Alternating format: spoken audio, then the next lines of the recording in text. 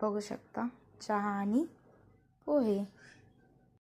बघू शकता मी पोहे इथं धुवून घेतलेत भिजवून।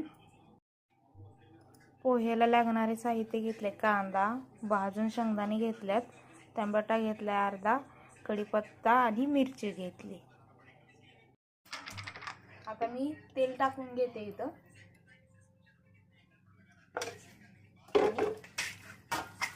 कांदा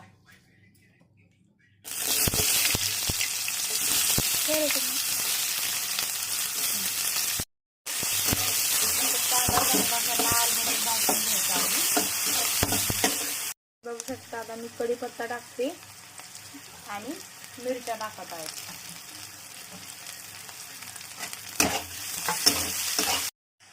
आता लाल भडक कांदा भाजून झाल्याच्या नंतर आता मी शेंगदाणे टाकणार आहे भाजलेले चांगले आणि थोडंसं हलवून घेणार आहे।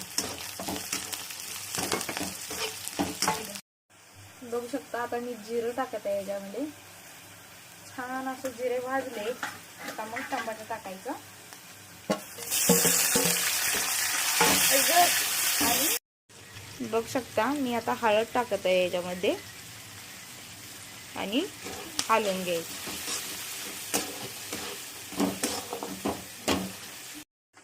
आता पोहे टाकून घ्यायचे सर्व काही।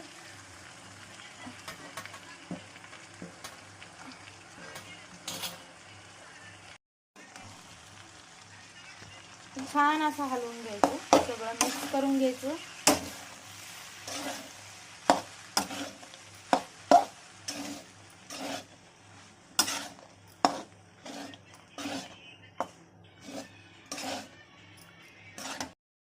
आता मी इथं मीठ टाकत आहे चवीनुसार।